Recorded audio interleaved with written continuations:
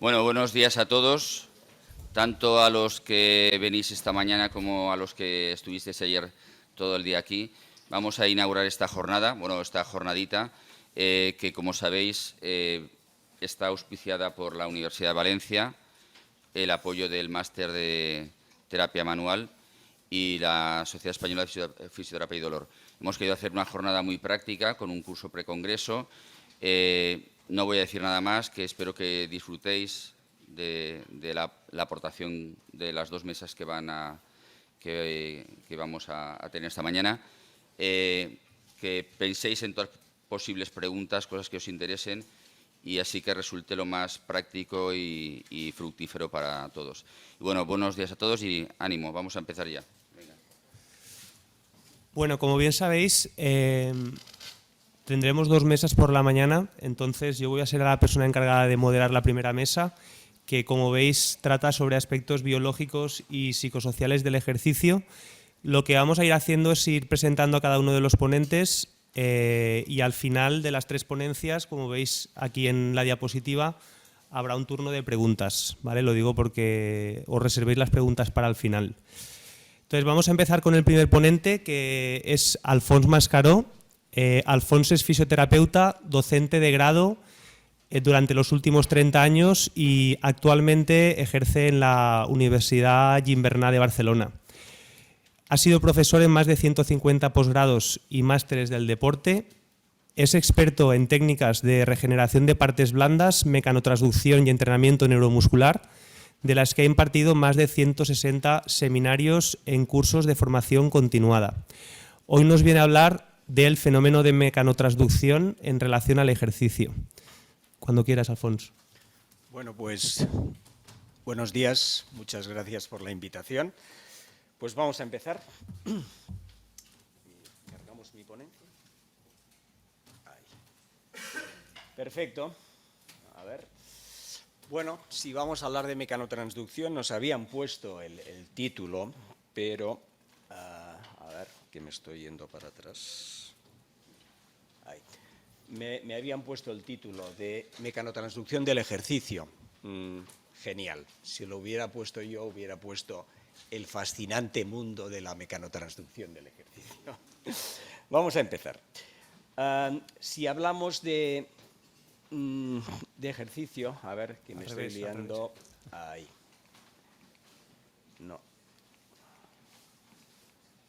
Ahí. Si vamos a hablar de mecanotransducción, primero debemos hablar de mecanobiología, ¿no? ¿Qué es la mecanobiología? Es la ciencia que nos explica la influencia de la carga mecánica en cada nivel de la formación de tejido, desde la expresión génica a la diferenciación del tejido, a la arquitectura del tejido y sus propiedades mecánicas. ¿Qué significa? Cuando hablamos de carga mecánica, nos estamos refiriendo a un excéntrico, a un estiramiento, a un isométrico, a una tracción, a una compresión. Y en cada nivel de la formación del tejido, por ejemplo, si habláramos de una lesión muscular, se trata de cómo despertamos a la célula satélite, cómo hacemos para que haga el ciclo celular, para que haya una mitosis, cómo hacemos para que se convierta en un miotubo y cómo hacemos para que este miotubo se diferencie en una nueva fibra muscular. Esto sería el ciclo celular. Y después, que esta arquitectura del tejido y sus propiedades mecánicas, es decir, que aguante las demandas que después le vamos a pedir, ¿no? Hace 25 años, Inchberg nos decía, hace 25 años, estudios recientes confirman que las fuerzas físicas, mecánicas, incluidas la gravedad, la tensión, la compresión, la presión, el cizallamiento, influyen en el crecimiento y remodelación de todos, subrayo, todos los tejidos vivos, y muestran que estos efectos se ejercen a nivel celular. O sea que básicamente vamos a ver cómo influenciamos en la célula para finalmente el tejido o el órgano del que estamos hablando. El crecimiento celular, la diferenciación, la secreción, el movimiento y la transducción de señales y la expresión génica, este ciclo celular, pueden alterarse aplicando cargas mecánicas o tensiones mecánicas. El paradigma central en esta mecanobiología esquelética es que las fuerzas mecánicas modulan la aptitud morfológica. Aptitud. Este tejido es apto para tolerar esta carga mecánica. Este tendón puede soportar lo que le estoy pidiendo. Este músculo que se ha lesionado va a tolerar el sprint. etc. Y estructural de los tejidos esqueléticos.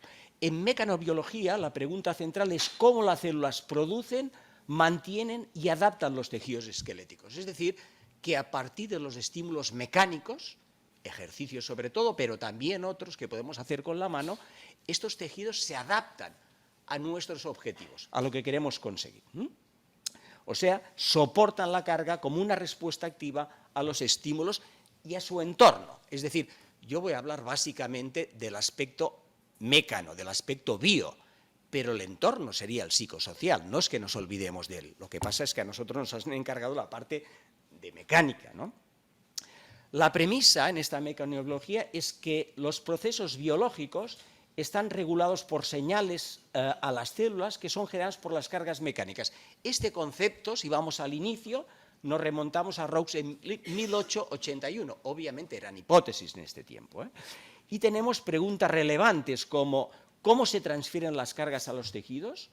¿Cómo estas células perciben estas cargas? ¿Y cómo las señales se van a traducir en la cascada de reacciones bioquímicas para producir lo que nosotros queremos? Es decir, expresión o diferenciación celular. Y además, en un objetivo de la mecanotransducción y la mecanobiología es predecir el crecimiento y la diferenciación en términos cuantitativos. Fíjense, quieren jugar un poco a ser Dios. Quiero saber qué va a ocurrir antes de que ocurra. Y ahí ya veremos que para predecir esto han entrado los ingenieros y han entrado los matemáticos. ¿Verdad que 2 más 2 siempre va a dar 4? No pueden dar 3,8 una vez y 4,2 otras. Es decir, que si los parámetros los tenemos todos controlados, debería de ocurrir lo que esperamos que ocurra. Lo veremos.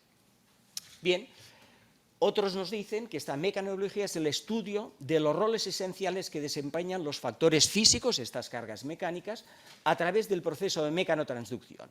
También es el control de la función celular a través de la perturbación mecánica de la conformación de proteínas a través del proceso de mecanodetección. Ahí introducimos más cosas, mecanodetección. Es decir, que estas células tienen que tener unos sistemas para detectar estas señales mecánicas que estamos hablando. Y una vez lo detecten, que puedan iniciar toda la cascada bioquímica que va a conllevarnos la remodelación del tejido, la regeneración del tejido, la adaptación a las cargas, etc. O sea, como vemos, vamos a ir, aunque hablamos de nivel celular, estas cargas van a ir desde el nivel subcelular a la célula, de ahí el tejido y de ahí al órgano. Ya sabemos que el sistema musculoesquelético en realidad lo controlamos como un órgano, ¿verdad? Bien, y otros nos dicen la mecanobiología se centra en cómo las células controlan sus propiedades mecánicas y cómo las fuerzas físicas regulan las respuestas bioquímicas, proceso que se conoce como mecanotransducción. Algunas definiciones que nos hacen de mecanotransducción, Karim Khan, por ejemplo, nos dice, es el proceso fisiológico donde las células sienten, perciben y responden a las cargas mecánicas. Otros nos dicen, se refiere al proceso por el cual el cuerpo convierte la carga mecánica en una respuesta celular. Y otro nos dice, proceso mediante el cual las células convierten los estímulos mecánicos en respuestas bioquímicas. O sea, más o menos ya tenemos definido la mecanobiología y la mecanotransducción, ¿no? Un poco sería este circuito, es decir, aplicamos una carga mecánica, lo sensa la célula, transduce esta información hasta el núcleo, hasta los ribosomas, hay una respuesta de la célula. Básicamente, cuando hablamos de reparar un tejido, sea un músculo, un tendón, un ligamento, un cartílago, estamos hablando de sintetizar nuevas proteínas, de fabricar nuevas proteínas, y todo esto lo hacemos a partir del material existente, de las que ya existen. Es decir, este proceso, y finalmente habrá esta adaptación celular y la homeostasis tensional, de tensión, el equilibrio de tensión en este tejido. Bien, un poco estudiar a los clásicos, porque claro, hoy tenemos premios Nobel en mecanotransducción por el descubrimiento de nuevos factores de crecimiento en relación a un tipo de estímulo mecánico. Pero hablar de esto sin hablar del fundamento es perdernos, no entenderíamos la base. Vamos a ver los clásicos. Estamos en 1960 y Pauwels nos dice, a partir de unas células de tallo mesenquimal, vamos a recordar que las células de tallo mesenquimal son células madre que tenemos todos los adultos residentes en médula ósea, y que son capaces de regenerar cualquier tejido musculoesquelético, cualquier, desde el hueso, el cartílago, el músculo, el tendón, etc. Nos decía, esto era una hipótesis, a partir de estas células de tallo mesenquimal, si las estimulamos en compresión, nos puede dar un cartílago o un fibrocartílago, entiendan un disco intervertebral o un menisco. Si las estimulamos en tensión, nos puede dar un tendón o un ligamento. Otros, estábamos en 1960, nos vamos a finales del 70, y Perren nos explica la teoría de la tensión interfragmentaria, que tiene dos extremos. Una es, si entre dos fragmentos no hay un determinado nivel de tensión, no se puede formar precursor de tejido en este nivel. Para que se forme tejido tiene que haber una cierta tensión. Y en el otro extremo tendríamos, si la tensión es excesiva, tampoco, ¿no? Y luego empieza a definir un poquito cuáles son las tensiones que soportan cada una de estas fases, es decir, el tejido granulación, recuerden que es aquel tejido que tenemos después de la lesión, donde está todo, las células inflamatorias, el tejido que se ha roto, las células madre que están regenerando tejido.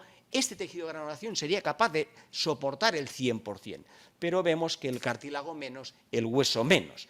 Hoy esta teoría se ha retomado para la regeneración ósea y se sabe mucho mejor, vamos a decirlo así, no perfecto todavía, cómo hay que estimular, cuál es la tensión o la compresión que hay que darle al hueso, dependiendo de la lesión, para que este hueso consolide lo más rápidamente posible. Es decir, hoy la mecanotransducción querría, en este tipo de lesión, le tengo que poner este tipo de fijación o este tipo de inmovilización, con esta angulación, con esta presión, con esta tensión, para que regenere lo más rápidamente posible, lo mejor posible. Esta sería la idea. También aquí nos vamos ya a finales de los 90 y nos decían un poco lo mismo, también todavía como hipótesis, en el proceso de mesengénesis, a partir de unas células madre, ¿qué es lo que hace que se acaben diferenciando en mioblastos y madurando en un músculo, o que se acaben diferenciando en condrocitos y madurando en un cartílago, o que se acaben diferenciando en osteoblastos y madurando en un hueso, o en fibroblastos y madurando en un tendón? El tipo de estímulo mecánico que recibe. Es decir, esta célula de tallo mesenquimal puede dar un hueso, un músculo, un tendón, un ligamento o un cartílago. ¿De qué depende? De que se convierta en un osteoblasto, un fibroblasto, un mioblasto, del tipo de estímulo mecánico que recibe. Bien, posteriormente, también nos vamos a finales de los 90, otros autores como Pendergast empiezan a aportarnos otros elementos, es decir, a partir de este tejido de granulación, ¿no?, estas células de tallo mesenquimal, vamos a tener en cuenta la velocidad relativa del intercambio fluido-sólido, es decir, a qué frecuencia se realiza, durante cuánto tiempo, qué tipo de fuerza mecánica de estrés le sometemos y durante cuánto tiempo. Y esto va a hacer, nuevamente, que se diferencie en un hueso, un cartílago, un fibrocartílago, un tejido conjuntivo como un tendón o un ligamento, ¿no? Carter y Beaupré, ya estamos acercándonos a los 2000, pues nos hablan un poco de lo mismo y nos hablan de la presión hidrostática, básicamente en torno al cartílago y al hueso, y nos dicen esto, ¿no? Si tenemos una determinada presión hidrostática a una determinada frecuencia, si la estimulamos en compresión nos va a aparecer un cartílago o un menisco o un disco, si la estimulamos en tensión, un tejido fibroso como un tendón, un ligamento o un hueso, ¿no? Y todo esto nos lleva a la aparición de los modelos de elementos finitos. ¿Qué es un modelo de elemento finito? Es un modelo matemático. Ahí entran ya nuevos profesionales, entran los matemáticos y entran los ingenieros. Porque en un modelo de elemento finito, como decíamos, 2 más 2 siempre tienen que ser 4. Y esto liga con lo que queremos predecir lo que va a ocurrir antes de que ocurra. Entonces, diseñan aparatos, hacen experimentación animal y ellos dicen, si nosotros aplicamos esta frecuencia con esta intensidad y durante tanto tiempo, en una muesca que le hacen al hueso, nos va a aparecer un cartílago o un tejido fibroso o un hueso. Y esto es lo que ocurre. Fíjense, lo que hacen es que van a estimular con una carga mecánica, con una presión hidrostática intermitente, a 10 megapascals con una frecuencia de 1 hercio y hacen ensayos con aplicarla durante 2 horas, 4, 8, 12 o, por ejemplo, estamos viendo aquí, han hecho otros, 4 horas durante 4 días. ¿Qué obtienen? Ahora vemos a nivel de laboratorio que aplicando 4 horas durante 4 días, las capas de cartílago multiplican por 9. Esto predijeron que sería así antes de que ocurriera y ocurrió esto. ¿Qué ocurre? Que esto es laboratorio. Luego el humano tiene su entorno que es distinto al entorno del laboratorio, ¿no? Pero conocemos bastante bien cómo esto ocurre. Ahora nos falta la parte de los ensayos clínicos y hay algunos, ¿no? Pero curiosamente, si nos quedamos con 10 megapascals, esta es la carga que un individuo con normopeso somete a su rodilla, al cartílago de su rodilla, cuando hace una marcha cómoda. Una marcha cómoda es 1 hercio. ¿Ven dónde queremos ir a parar? Es decir, estamos en la fase de lo que ocurrió en el laboratorio, vamos a ver si lo podemos trasladar al entorno clínico. Los biólogos nos resolvieron, los matemáticos, los ingenieros. Ahora tenemos que hacer el ensayo clínico, a ver qué ocurre. Ahí estamos. Michael Haer, otro de los grandes que nos aportó, ¿no? A partir de esta carga mecánica, si la sometemos a un estrés en tensión, vamos a obtener colágeno 1, esto es tendonoligamento. Si lo obtenemos en compresión, vamos a obtener colágeno 2, esto es un cartílago o un fibrocartílago. Si la aplicamos sobre células precursoras miogénicas, como las células satélite, entre otros, vamos a obtener proteínas de músculo, es decir, distrofina, desmina, titina, talina, integrina, etc. Bien, a través de la mecanotransducción, estas señales traducen la fuerza en mensajes celulares que inducen cambios en la conformación de las proteínas, activan vías de señalización intracelular y modulan la expresión génica para impulsar la función celular. A través del estudio de la mecanoinmunología, término nuevo, ahora se entiende cada vez más que las señales mecánicas son tan importantes como las químicas para determinar la activación de las células inmunes. ¿Por qué aparece ahora el sistema inmune? Porque se está estudiando qué ocurre en las artritis, qué ocurre en la osteoartritis y cómo podemos influenciar con las cargas mecánicas. Esto sería. Pero fíjense que esto se ha ido mucho allá. Mucho más allá, es decir, mecanotransducción, hoy hay quizás tantos o más estudios en función cardíaca y qué le ocurre, por ejemplo, en una cardiomiopatía isquémica o en función pulmonar. Es decir, el corazón o el pulmón, también estos cardiomiocitos también perciben los estímulos del latido, del flujo de sangre, del cizallamiento, y ellos están intentando revertir la cardiomiopatía con un proceso de curación endógena a partir de estímulos mecánicos. O sea, ya no estamos hablando de músculo esquelético. Pero también en el disco, y es para ir metiendo algunas de las más prevalentes en músculo esquelético, ¿verdad? Es decir, hoy sabemos que el disco, tanto el núcleo como el anillo, podemos activarlos en forma anabólica o catabólica en función del estímulo. Es decir, que el objetivo para estas hernias discales, para estas degeneraciones discales, sería poder revertir el proceso a partir de un estímulo mecánico, porque conocemos bien que hay estímulos catabólicos y estímulos anabólicos. Muy bien, bueno, aquí ven un poco qué ha ocurrido, ¿no?, con la mecanotransducción desde los 60, fase de hipótesis, más de 12.000 publicaciones actualmente. Es decir, no crean que es un tema que hay 3 o 4 publicaciones, ¿no? Estamos hablando de 12.000, ¿no? Algunas son en oncología.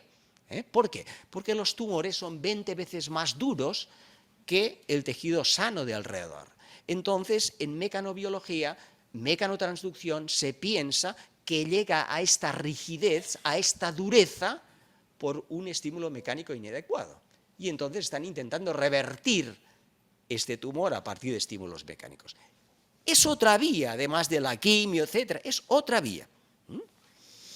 Bueno, si vemos un poco, esta es una revisión de 2018 que analiza hasta 2016, vemos la progresión de los estudios en mecanotransducción y mecanobiología, vemos el total, pero vemos ahí los estudios a nivel vascular, a nivel pulmonar, a nivel ortopédico, o sea que están todos ahí, Y si nos centramos un poco más en el ámbito musculoesquelético, pues vemos el nivel ortopédico, el estudio en hueso, en músculo, en tendón, en ligamento, en cartílago, es decir, que el conocimiento se va acelerando, ¿no? Para tomar alguna de las prevalentes, bueno, sabemos que tanto la prevalencia como la incidencia en tendinopatías en la población general, pues está en torno al 11,83 y 10,52 respectivamente por cada 1.000 personas años. Son muchas personas, ¿no? Si hablamos a partir de la sexta década de la vida, pues el problema del manguito rotador es el más común de los dolores en la sexta década de la vida. Si hablamos del deporte, la tendinopatía es el trastorno más común en patología deportiva. Vamos a ver qué hacemos ahí con la mecanotransducción, ¿no? Se ha demostrado que la tendinosis, esta degeneración, se asocia a un mayor porcentaje de colágeno 3 que es mecánicamente más débil. Lo que querríamos es colágeno 1 resistente a la tracción. Entonces queremos intentar remodelar el 3 a 1. Entonces, ¿quién va a hacer esto en el caso del tendón o del ligamento? Lo va a hacer el fibroblasto, que va a ser la célula madre del tendón, es decir, el encargado de formar nuevo colágeno tipo 1 para intentar reparar este tendón, ¿no? Entonces, si nosotros tomamos un fascículo, ampliamos un fascículo y vemos estos puntitos negros. ¿Quiénes son los puntitos negros? Los fibroblastos, los que vamos a encargarles la función de sintetizar, de fabricar nuevas proteínas de tipo 1 para reemplazar al colágeno de tipo 3. Vemos que estos fibroblastos, si los vemos ampliados, emiten expansiones los unos respecto a los otros. Estas expansiones son vías de comunicación entre fibroblastos. Los fibroblastos no tienen WhatsApp, pero se comunican entre ellos. Y si ampliamos un poco más, vemos que estos fibroblastos tienen un citoesqueleto interno, tienen un núcleo. Este citoesqueleto interno vamos a encontrar distintos filamentos de mimentina, laminina, también de actina intracitoesquelética. Luego vemos cómo funciona esta actina intracitoesquelética. Vemos que este citoesqueleto lo que hace es modular la sensibilidad de la célula. Esto le llamamos el mecanostato celular. ¿Y frente a qué modula? Frente a estímulos mecánicos, adaptando su estructura frente a estímulos mecánicos prolongados. ¿Qué significa prolongados? Cuando hacemos isométricos en tendinopatías de 40 a 60 segundos, este es un estímulo mecánico prolongado, ¿no? Ayuda a definir la forma de la célula e interviene en la locomoción y división celular. ¿Qué significa que interviene la división? División es mitosis, es ciclo celular. Locomoción significa dirigirse al punto de la lesión, ¿no? Para intentar reparar el tejido. Bueno, todos han visto alguna vez, ¿no? En la imagen de su izquierda un tendón sano, en la imagen de la derecha un tendón degenerado. Entonces, ¿no? Si aquí tomáramos un Aquiles, a su izquierda estaría la inserción en el calcáneo, a la derecha estaría la musculatura del tríceps. Tendríamos esta parte en 1 sería la parte degenerada, la parte 2 sería una parte sana. En la parte sana veríamos que los haces de colágeno están perfectamente orientados. En la parte 1 vemos esta desorganización, ¿no? De este colágeno. Entonces, otro factor importante son estas metalproteinasas de la matriz. ¿Qué son las metalproteinasas de la matriz? También se llama proteasas o colagenasas. Son enzimas proteolíticas. Enzimas con la capacidad de destruir colágeno. ¿Cómo se inicia la degeneración del tendón? Por la presencia de las metalproteinasas de la matriz. Es decir, por un lado me interesaría frenar a las metalproteinasas y por otro lado aumentar la síntesis de colágeno bueno y luego hacerlo fuerte. Esto es lo que vamos a hacer con el ejercicio y con la mecanotransducción. Si vemos, por ejemplo, ¿no? Entre un bíceps normal, un supraespinoso normal y un supraespinoso degenerado, y de los más de 20 tipos de metalproteinasas en músculo esquelética nos interesa mucho la metalproteinasa 1, vean que tenemos supranormal 26.4, supradegenerado 70.9. Como yo digo, si esto es un partido de baloncesto, pues esto es un baño, ¿no? 26 a 70. Bueno, vamos a ver qué vamos a hacer con este ejercicio, ¿no? Queremos convertir el movimiento en reparación. Para que esto ocurra, este fenómeno se lleva a cabo gracias a la presencia de complejos de proteína transmembrana. ¿Qué significa transmembrana? Que relacionan el interior de la célula, el citoesqueleto interno, con la matriz extracelular. Dentro de estos complejos transmembrana, nosotros vamos a encontrar unos que relacionan directamente células con células, que son las uniones GAP, otras células con la matriz, que son los complejos de adhesión focal, y ahí vamos a encontrar las integrinas, el cilio primario y canales iónicos mecanosensibles para el calcio, el sodio y el potasio. Ahí tendríamos un ejemplo, ¿no? En la parte de abajo estaríamos en los filamentos de actina intracitoesquelética, arriba tendríamos el colágeno de la matriz extracelular y vemos estas integrinas que relacionan el colágeno de la matriz extracelular con el citoesqueleto interno. ¿Qué es lo interesante de estas integrinas? Que son mecanotransductoras, que reaccionan a los estímulos mecánicos. Si tomamos un esquema de Karinkana, a su derecha sería el esquema de las fibras de colágeno, veríamos un fibroblasto, en su izquierda ampliamos al fibroblasto, vemos estas integrinas alfa y beta que atraviesan la membrana y relacionan la matriz extracelular con el citoesqueleto interno. Entonces, al atravesar la membrana, estas integrinas ponen en contacto el exterior de la célula con el interior de la célula y regulan varios procesos. Es decir, regulan la expresión de genes, el ciclo celular, regulan el metabolismo de la célula y los cambios en el citoesqueleto. Si nosotros tomáramos un esquema de bioquímica de primero, decimos, tenemos un ligando, tenemos un receptor, cuando el ligando llega al receptor ocurren cosas. Aquí ahora vamos a entender que el receptor es la integrina, el ligando es el estímulo mecánico, el isométrico, el estiramiento, el excéntrico. Cuando el excéntrico, el estiramiento, etcétera, llega a la integrina, se produce la transducción de la señal, se diversifican las dianas y como consecuencia vamos a tener esto, la regulación del metabolismo, la regulación de la expresión génica y los cambios en el citoesqueleto. Además, entre estos perceptores, ¿no?, para que responda la célula, hemos dicho que teníamos el cilio primario.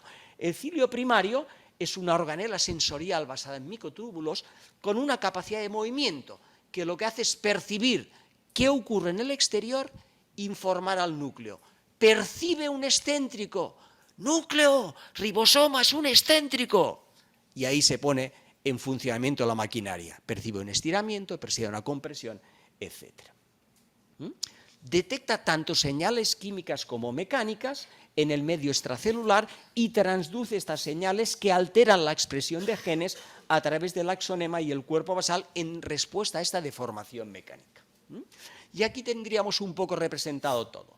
Es decir, tendríamos este fibroblasto, tendríamos el núcleo, tendríamos el citoesqueleto interno, tendríamos las integrinas que se relacionan con el colágeno de la matriz extracelular y nos falta las uniones GAP y los canales iónicos mecanosensibles, ¿no?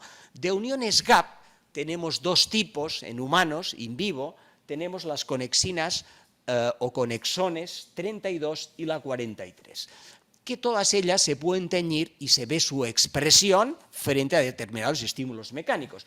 Significan dos cosas distintas. Mientras la conexina 43 tiene un efecto inhibidor de la síntesis de colágeno, la conexina 32 tiene un efecto estimulador de la síntesis de colágeno. Es decir, que a partir de controlar las conexinas, nosotros podemos saber si el estímulo mecánico que estamos aplicando va a favorecer la síntesis o va a inhibir la síntesis de colágeno. ¿Ok? Y estas uniones GAP están unidas a esta actina intracitoesquelética. Los tendones tienen una interacción célula-célula basada en esta actina que ahora vamos a ver, y estas fibras de estrés discurren a lo largo de las fibras de fibroblastos. Ahí veríamos un fibroblasto, estas uniones GAP y los canales iónicos mecanosensibles y el fibroblasto de al lado. ¿Qué ocurre? Para entenderlo, deberíamos de pensar en el sistema de los túbulos T de músculo, ¿verdad?, a través del cual difunden los iones calcio. Es decir, cuando se produce la contracción y los iones calcio llegan a las fibras de estrés de actina intracitoesquelética, lo que hace es que estas fibras de actina se contraen. Cuando se contraen las fibras de actina, se produce la apertura de los canales iónicos mecanosensibles y pasa al calcio al fibroblasto de al lado, y así sucesivamente para llegar a todos los rincones. ¿Ok? Este proceso de mecanotransducción va a tener tres elementos. Un primer elemento que le llamamos el mecanoacoplamiento, es el inicio de la carga mecánica que se va a transformar en una señal bioquímica. un segundo elemento que va a ser la comunicación célula-célula y un tercer elemento que va a ser la expresión de génesis y la síntesis de nuevas proteínas, que es nuestro objetivo, ¿no? Reparar con nuevas proteínas. Entonces, el primer elemento, ¿no? Cuando hacemos, por ejemplo, un excéntrico, lo que va a ocurrir es que las fibras de colágeno van a comprimir el fibroblasto y le van a hacer una compresión con cizallamiento. A esto le llamamos el shear compresión celular, es decir, compresión con cizallamiento. Este es el desencadenante. Células del tendón, ven las imágenes de arriba, sometidas a cizallamiento en compresión durante un ciclo de carga del tendón, por ejemplo, con un trabajo excéntrico. Esta es la catalización mecánica o el desencadenante. ¿Desencadenante de qué? De la liberación de productos como el IP3, que es el inositol trifosfato. ¿Qué es lo que hace el IP3? Lo que hace es que moviliza calcio en su entorno. Y, como vemos, este calcio y el inositol trifosfato se dan a difundir a través de estos canales iónicos mecanosensibles. Con el movimiento, con este cizallamiento, las integrinas activan el citoesqueleto que está en comunicación física directa con el núcleo. El trabajo excéntrico estimula las integrinas en superficie y desencadena vías de señalización hasta el núcleo. Cuando llega al núcleo, los ribosomas van a fabricar nuevas proteínas y estas proteínas de colágeno que se han sintetizado se van a incorporar a la matriz, de forma que finalmente, muy en esquema, el colágeno sea reparado. Este sería un poco el esquema, ¿ok? Paralelamente hemos hablado de las metalproteinasas. ¿Qué es lo que vemos? Que si nosotros somos sedentarios, que en la literatura llamamos privar del estrés, esto aumenta la expresión de estas enzimas que destruyen colágeno.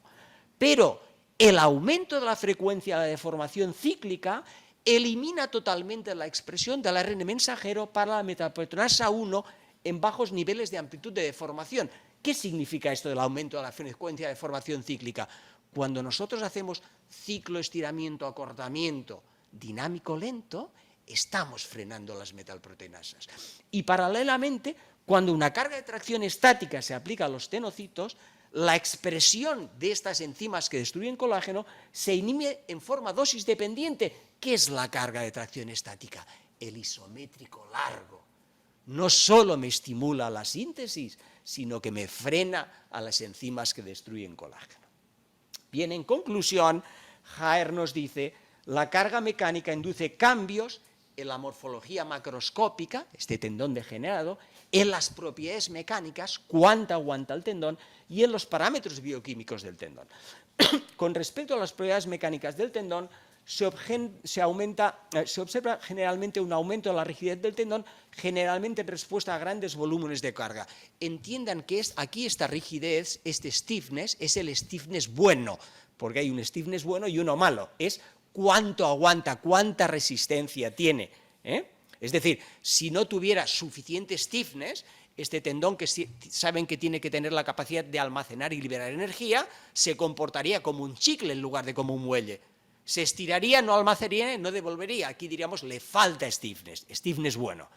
En el otro lado tendríamos el stiffness malo. Es demasiado rígido, es poco extensible, es poco elástico. Entiendan que siempre tenemos stiffness, rigidez, pero a veces es buena y a veces es mala. ¿Okay? Entonces, grandes volúmenes de carga. Aquí se está refiriendo al trabajo aeróbico. Son trabajos hechos en maratonianos, que es algo que no sabemos muy bien porque el trabajo aeróbico, el volumen de trabajo aeróbico es un sistema de reparar tendón. No sabemos porque todos desde hace muchos años nos quedamos con el excéntrico y menos en el volumen de trabajo aeróbico, pero esto existe y es muy interesante. Se incrementa la síntesis de colágeno como respuesta a adaptación del tendón a la carga mecánica. Este efecto se refiere a la acción de factores de crecimiento que estimulan el colágeno, como el factor de crecimiento transformante beta 1 y el factor de crecimiento de la insulina, entre otros. Otros, ¿cómo voy? ¿Cuánto me queda? Wow. Gracias. Otras grandes aportaciones, ¿no? Por ejemplo, el fenómeno de compresión, ¿no? Cuando hace unos años, 10 años atrás, sabíamos la influencia del excéntrico para un tendón, y sabíamos que era bueno, pero a veces nos decíamos, ¿por qué yo aplico un programa excéntrico y no me funciona? Hoy sabemos por qué no funciona. ¿Por qué no funciona? Por el síndrome de compresión. ¿Qué significa? Vean, por ejemplo, a su derecha lo que ven sería la tuberosidad mayor del calcáneo y el Aquiles que inserta. Lo que vemos es que el Aquiles no termina aquí, sino que sobrepasa el calcáneo. De forma que si yo estoy haciendo un trabajo excéntrico, es un problema insercional, es decir, en la entesis, en la inserción del calcáneo, y estoy haciendo la fase de flexión dorsal, cuando hago flexión dorsal, esta zona hace fenómeno de compresión, y el fenómeno de compresión evita que se me repare el tendón. Por lo tanto, si el problema es de entesis, yo puedo hacer un trabajo excéntrico, sí, pero no flexión dorsal. Debo de evitar el fenómeno de compresión. Si en lugar de ser un Aquiles tomáramos unos epicondilios, vean que si estoy en pronación, imagen de su izquierda, hay fenómeno de compresión. Si estoy en supinación, no. ¿Qué significa? Que en los primeros estadios nosotros vamos a trabajar en supinación. Ya no me duele, ya tolero la carga, ahora le puedo meter pronación. Pero si de entrada empiezo a hacer el trabajo en pronación, esto no avanza, porque el fenómeno de compresión no me permite que esto avance. Fíjense la forma que toma el Aquiles en máxima flexión plantar. ¿Qué ocurre? Si yo tengo un problema, que es el más frecuente en tercio medio del Aquiles, ¿por qué el Aquiles no queda como la colchoneta? Porque tiene el retináculo de los flexores. Entonces, ¿qué significa? Que si yo tengo un problema en tercio medio, no puedo hacer máxima flexión plantar, porque si hago máxima flexión plantar, el retináculo de los flexores evita que se repare el tendón. Entonces, yo puedo hacer todo el ciclo, excepto los últimos grados de flexión plantar. Ya tolera la carga, ya no me duele, ahora le tengo que meter los últimos grados de flexión plantar, ¿no? Esto nos ha ayudado a progresar, ¿no? Bueno, cambios que ha habido, seguramente todos conocen el ciclo continuo de Gilles Cook, ¿verdad?, que nos decía un tendón que no se adapta a la carga, en un primer momento puede tener una tendinopatía reactiva, esto es muy fácil de resolver, si no solucionamos la adaptación a la carga va a pasar a una falta de adaptación y si no lo solucionamos va a pasar a una degenerativa, ¿no?, a una tendinosis. Bien, sabemos que la intensidad y el volumen excesivo, estas cargas, ¿no?, son malas, nos llevarían a un proceso de tendinopatía reactiva, falta de reparación y tendinosis. Pero también sabemos que lo que tenemos que hacer es gestionar las cargas, adaptar las cargas para que lo tolere. ¿Alguien que tiene una tendinopatía puede seguir corriendo? Sí, pero tenemos que gestionar las cargas. ¿Qué es lo que más nos perjudica? Picos de intensidad. Lo que menos nos perjudica, volumen. ¿Y qué sabemos? ¿No? Que siempre que hacemos deporte destruimos proteínas de músculo y tendón. Estas proteínas se van a reparar durante el reposo y el tendón necesita mínimo 36 horas para estabilizarse. Le vamos a tener que dar 48. ¿Puedo correr? Sí. No puedes hacer series, no puedes hacer sprints, no puedes hacer farlex, no puedes hacer grandes desniveles y puedes correr día sí, día no. Este va a ser un buen sistema. En esta gestión de la carga, básicamente nos vamos a centrar en qué ocurre el día después. No me aumenta el dolor el día después, me está indicando que estoy tolerando la carga. Me aumenta el dolor al día después, no me estás tolerando la carga, tengo que bajar. Lo que primero bajamos son picos de intensidad, lo último que modificamos es el volumen. Voy a avanzar un poco en esto. Esto simplemente antes preguntaba, que no sé si va a ocurrir, si se va a colgar o no la presentación. Yo no tengo ningún problema, si la quieren colgar para hacer alguna consulta. Simplemente nos hablan de la acción de lo isométrico, que es algo que está bien publicado en la literatura. Nos hablan de isométricos largos, de 40 a 60 segundos, varias repeticiones, tres veces al día, después de la isometría, que es la forma menos agresiva que tenemos de empezar a estimular a los fibroblastos, es lo más analgésico que tenemos para tratar un tendón. Después de esta serie isométrica ya voy a pasar unas horas sin dolor. Si lo hacemos 3 o 4 veces al día, encadeno como si me tomara una Inés cada 8 horas, y es la forma menos agresiva de empezar el trabajo. ¿Okay? El ejercicio agudo provoca un aumento de la formación de colágeno tipo 1 durante el proceso de recuperación, es decir, que tiene que haber adaptaciones, pero le tenemos que dar un reposo. Y además, un reposo que mínimo tiene que ser de 36 horas. Mejor que sea de 48. ¿Okay? Un minuto. Bueno, estos son trabajos que utilizan el PICP, que es el carboxiterminal propéptido, es un indicador de la síntesis de colágeno tipo 1 para ver cómo influyen, pues, por grandes volúmenes de carga, pues, por ejemplo, 30 kilómetros de carrera, trabajos hechos en maratonianos. Vemos que inmediatamente después del trabajo cae el pico de colágeno, pero aumenta a las 72 horas. Estos individuos van a entrenar 4 semanas, pero vean que a las 11 semanas la síntesis de colágeno sigue crónicamente elevada. Lo único que tenemos que tener en cuenta es cómo gestionamos esta carga. No voy a quitar más tiempo, hasta aquí hemos llegado. Es más difícil explicar mecanotransducción en media hora que en 40. Pues muchas gracias por la invitación.